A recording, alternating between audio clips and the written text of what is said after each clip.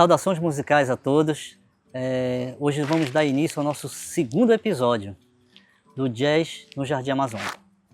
É com grande satisfação que nós trabalhamos em busca da valorização do artista amazônico, que é um dos objetivos maior dentro do programa Jazz no Jardim Amazônia. E no episódio passado tivemos um jovem talento, né? E que hoje vamos trazer, tivemos a honra de ter como convidado também um novo talento também. Só que no anterior era das teclas, agora nós temos das cordas.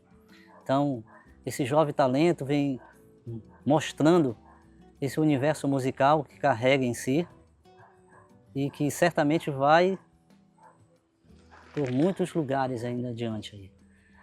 Então eu falo aqui de Hugo Almeida. Beleza, Márcio.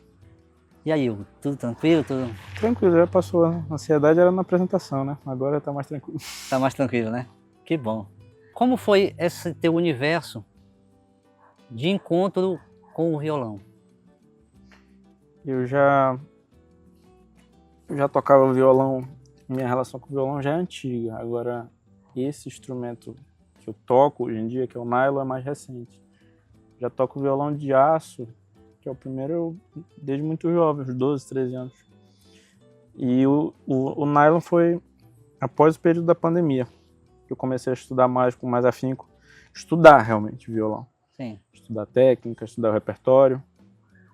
Então é muito recente assim, a minha relação com essa perspectiva. E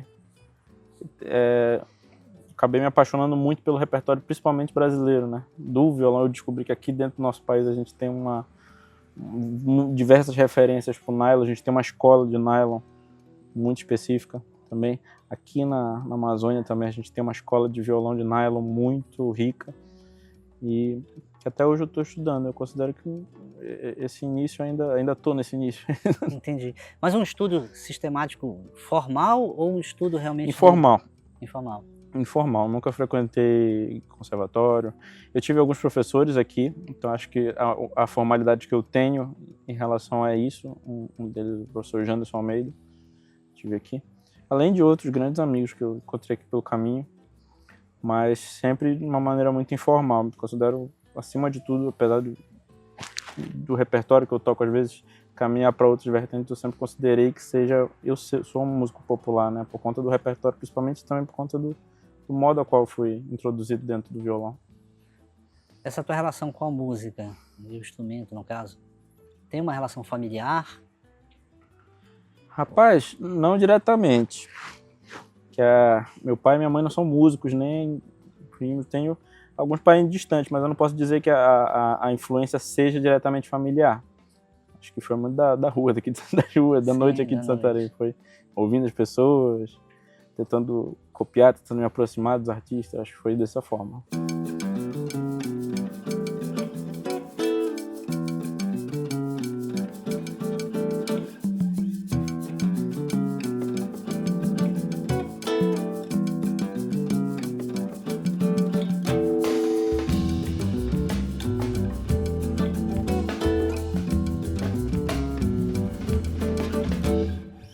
O compositor, vamos agora entrar nesse contexto do compositor. Essas composições, elas já têm, vamos dizer, um período determinado de início de composicional na tua história, ou é recente? Eu acho que o instrumental é recente, muito recente, por conta que veio justamente do nylon. Anteriormente era muito canção. Primariamente então, cancioneiro. Inclusive, um primeiro single que tu lançou... O primeiro single é um exemplo desse. É um exemplo, que é o... Vento e Sal. Vento e Sal. Eu havia lançado uma composição minha com o parceiro Luan Moraes, a gente havia feito essa letra. Foi composta ainda na época de Aço. Apesar de ter gravado ela com nylon, mas ela foi feita numa época que eu tocava violão de aço. Agora essas que eu apresentei hoje aqui são inteiramente frutos do nylon. Fala pra gente do outro single que foi lançado, que foi com a Orquestra Estelar. Exato. É um grupo é um trio formado por mim, o Almeida, Alexandre Este e Tereza Monteiro. Nós somos 3 compositores daqui da cidade que a gente se juntou para fazer uma música. E a música é letra e melodia da Tereza. Eu desenvolvi um arranjo e o Alexandre também entrou na parceria. E a gente lançou essa música. É um trabalho muito bonito, é um trabalho mais...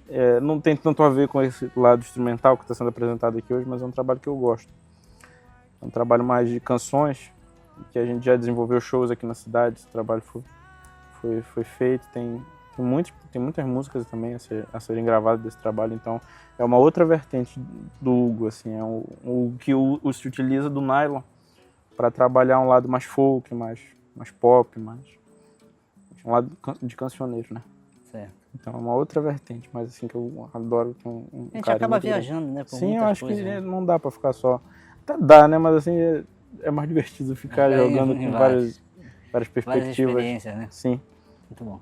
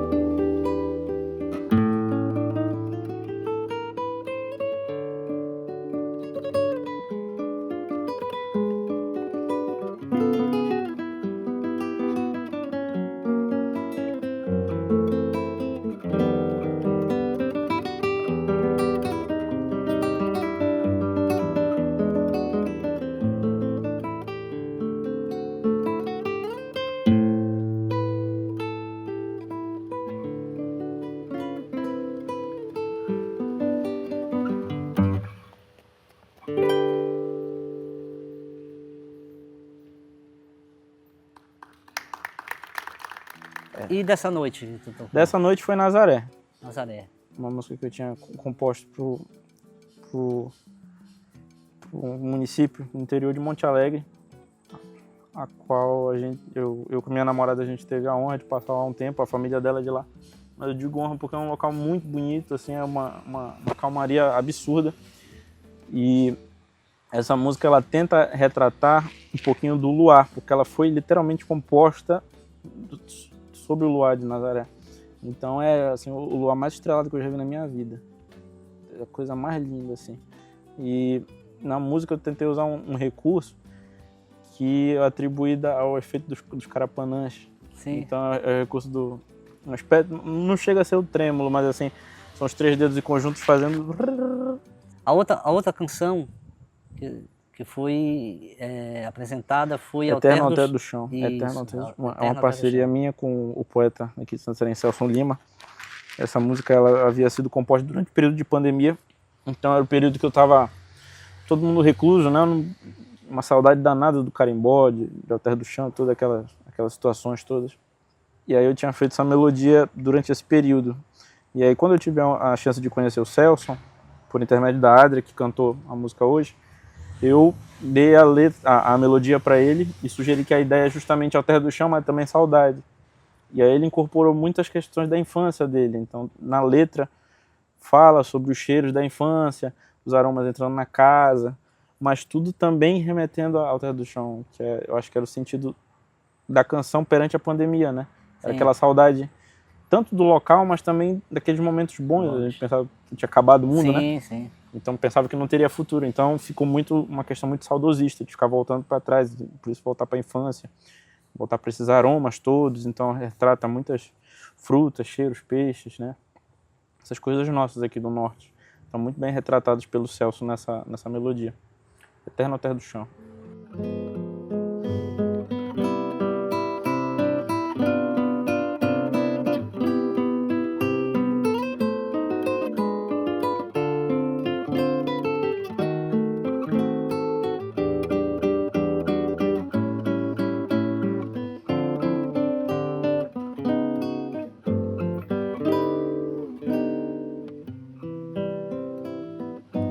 As cores do dia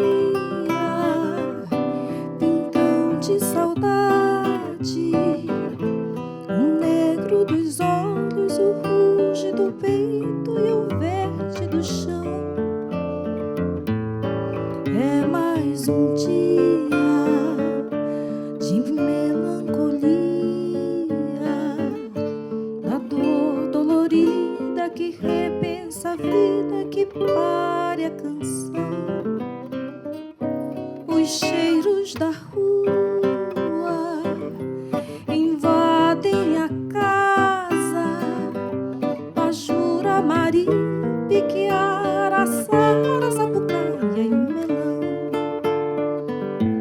exalam dos peixes sabores de infância, acari assado, tamuata no caldo, pacu e pirão. No rio da minha vida, azulejo a alma, me banho com calma, com fé, devoção no profano cordão do meu alter do chão, sagrado altar do meu eterno chão, eterno alter do chão. No rio da minha vida, azulejo a alma, me banho com calma, com fé, devoção no profano cordão do meu alter do chão, sagrado altar do meu eterno chão, eterno alter do chão.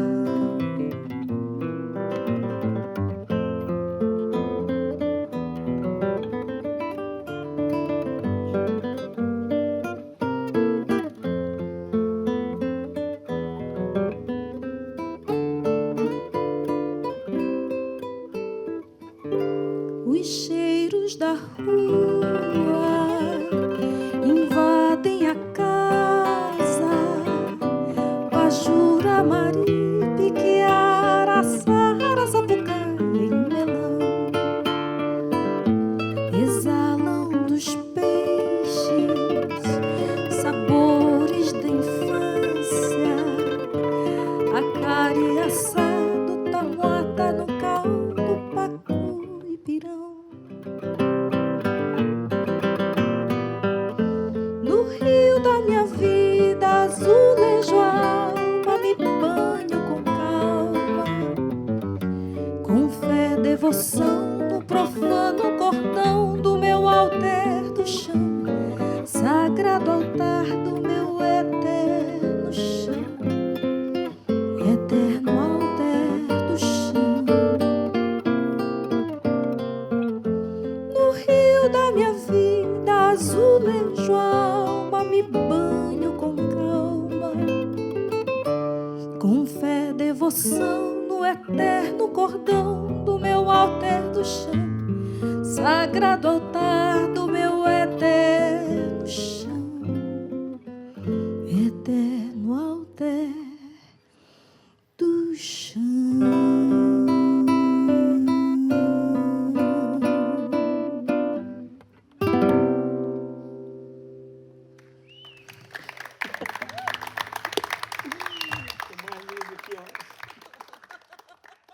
A outra foi uma música que eu fiz recentemente para um amigo lá de Belém, chamado Luciano Vieira. O nome da música é De Contra o Rio.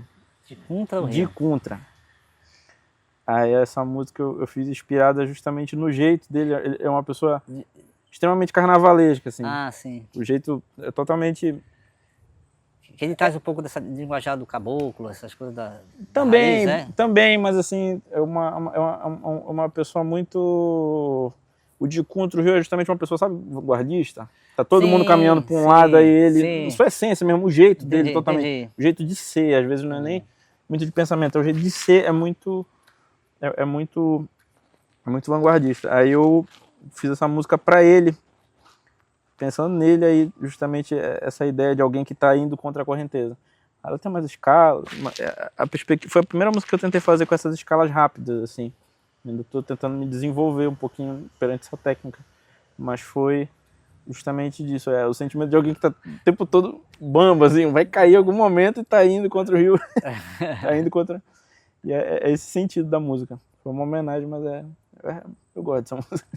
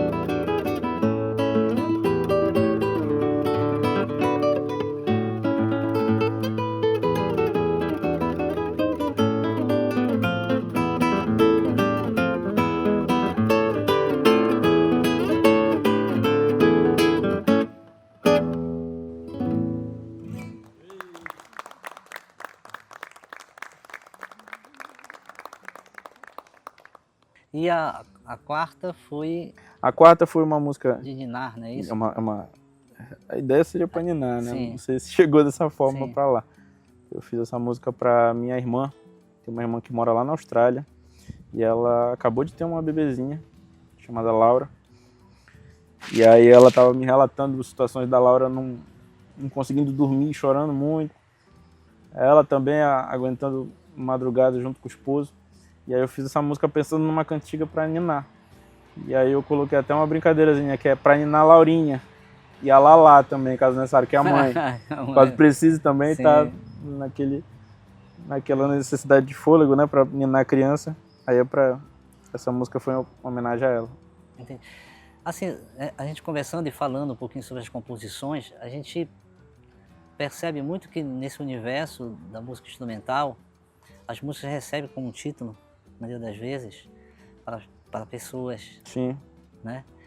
Assim, ou seja, uma relação muito verdadeira, vamos dizer, na música instrumental. Sim. Quando você faz a relação da obra, né? Uhum. Geralmente ela vem de uma experiência realmente, ou de um sentimento que a gente vive no nosso dia a dia, né? Total. São fotografia mesmo. Fotografia mesmo, do momento, dia a dia, né? do cotidiano. Daquele momento, mas que é atemporal, né? Totalmente. Porque vai se conectando com outras pessoas também.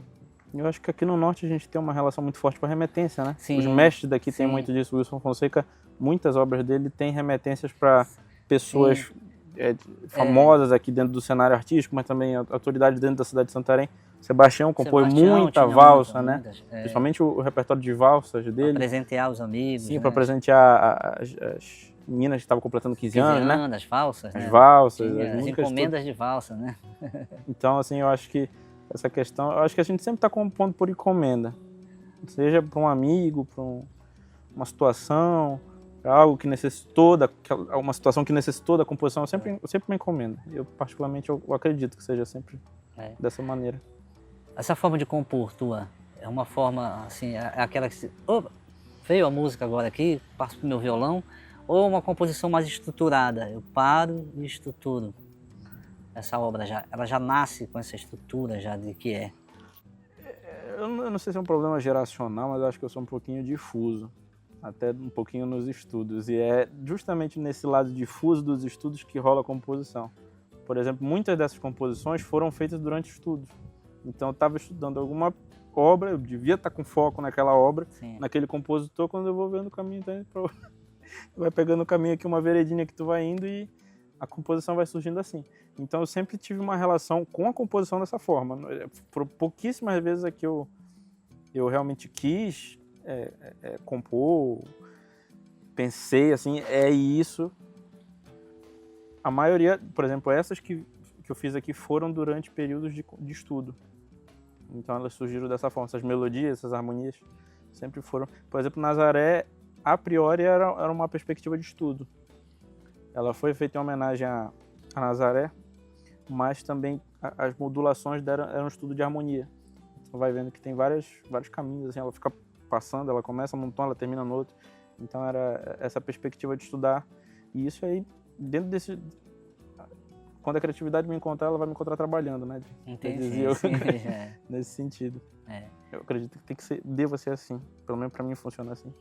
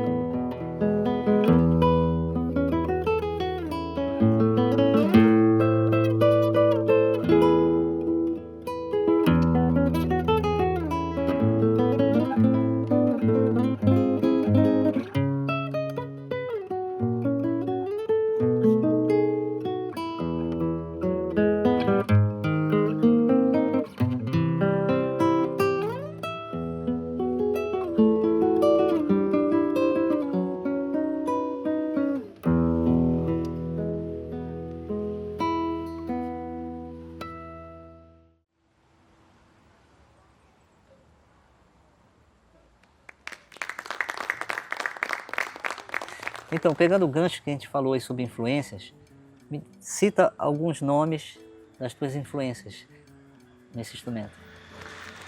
Rapaz, se eu for falar de violão, não for falar de Sebastião Tapajós, pra mim não tem nem como, eu estaria cometendo uma heresia. Pra mim é a minha escola maior de violão, não tem jeito. É muito do repertório que eu aprendi vendo Sebastião. Acho que o Sebastião linka as melhores coisas que eu desenvolvi e escutei no violão foi a partir do Sebastião, sem sombra de dúvida. Então eu coloco ele como um ponto alicerce. Agora, dentro do violão tem outras assim que lá no início me influenciaram muito. Duas específicas eu consigo colocar pro violão solo, que é o Toquinho. Toquinho, numa gravação específica dele, num álbum, acho que é o Poeta e o Violão, dele com Vinícius de Moraes, uma gravação dele de um samba Tristeza. Totalmente oposto. Tristeza. Quando eu ouvia esse solo dele, eu fiquei besta, porque eu nunca tinha ouvido um violão falando daquela forma. Não sabia que dava pra tocar violão dessa forma. E a outra é o Garoto. Em específico, a música Tristeza de um Violão.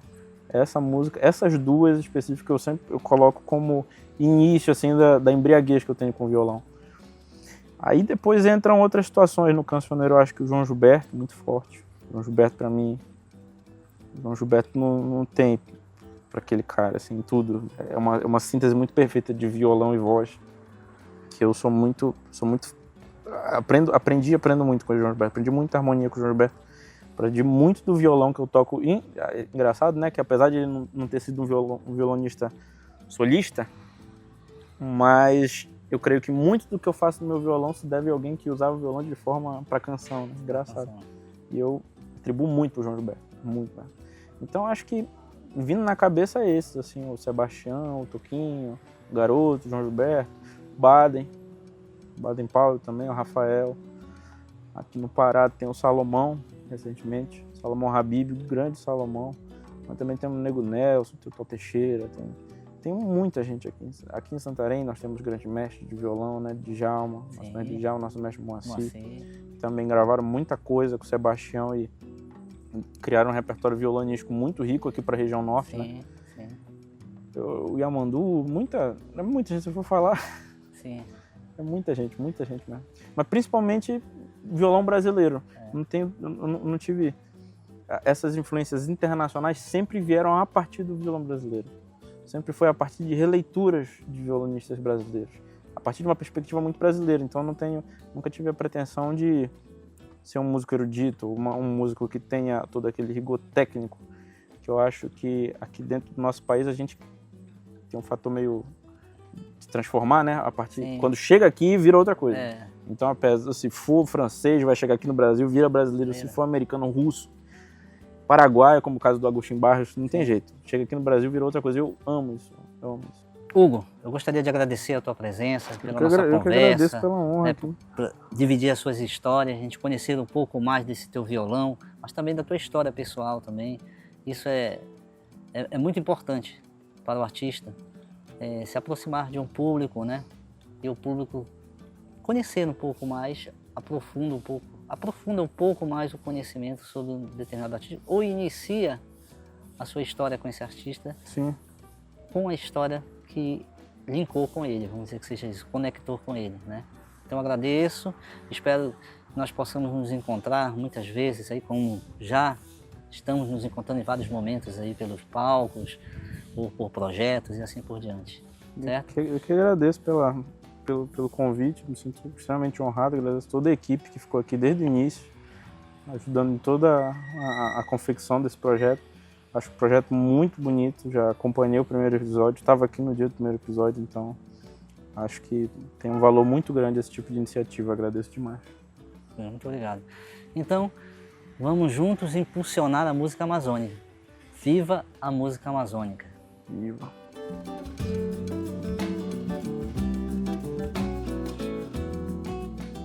Se tudo vibra numa êxtase de Deus,